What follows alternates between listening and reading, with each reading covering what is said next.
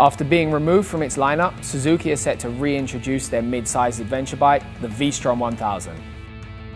It's a really important bike for Suzuki, so for 2014 they've completely redesigned it from the ground up.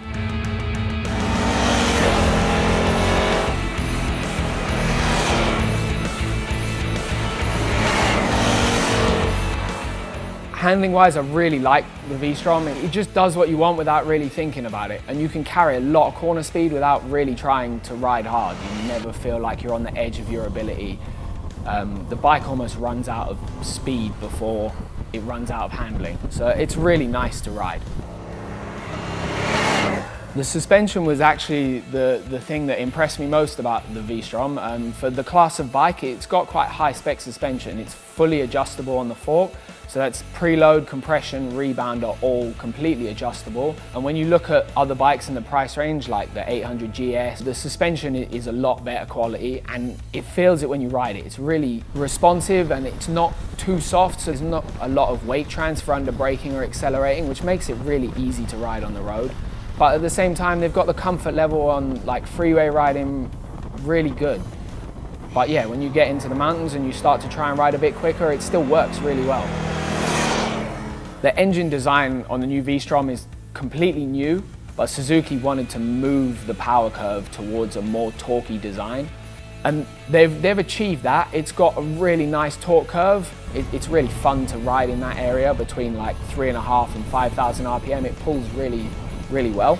But for a bike that revs to like 10 or 12,000 RPM, beyond 6, it's kind of nothing. There's no torque or pull there. It kind of just runs a bit flat. Because there's such a narrow area and where it's nice to ride, you change gear a lot, especially in the twisty roads. You know, you're up and down just to try and stay in that nice area. The other bikes in that class, they've kind of got a bit more character to the engine. It's a good engine, but it's not exciting. You're never gonna get a massive adrenaline rush from it. For the new V-Strom, Suzuki have introduced ABS and traction control. It's really good. When the traction does kick in, you kind of don't notice it. You notice the flashing light on the dash before you've realized that the power's been cut. It's really well set up, and even off-road, it kind of works. It's not great, but when it cuts the power, it's really smooth, so you're never worried about it kicking in, so you can just hit the gas and let it do its thing. The ABS is also pretty good. It's quite conservative. It kicks in maybe a little bit earlier than it should, but it's an adventure bike and you know, it's not made for going wild on the road. It would be really nice if you could turn it off. You can't, and as soon as you go off-road, that's really annoying. You know, you're limited more by the fact that ABS is kicked in than you are with any other part of the bike. Coming to the off-road ability, the V-Strom's actually surprisingly capable. It felt really comfortable off-road. It's really stable. It didn't want to do anything crazy. It was as capable as any of the other bikes, apart from the fact you can't turn the ABS off, and the ground clearance is, yeah, it's not very good. And you're always kind of worried about the underbelly and the exhausts. Apart from that though, you know, if you were just going cruising down some nice big dirt roads to get somewhere, it's more than capable, and it's actually kind of fun off-road.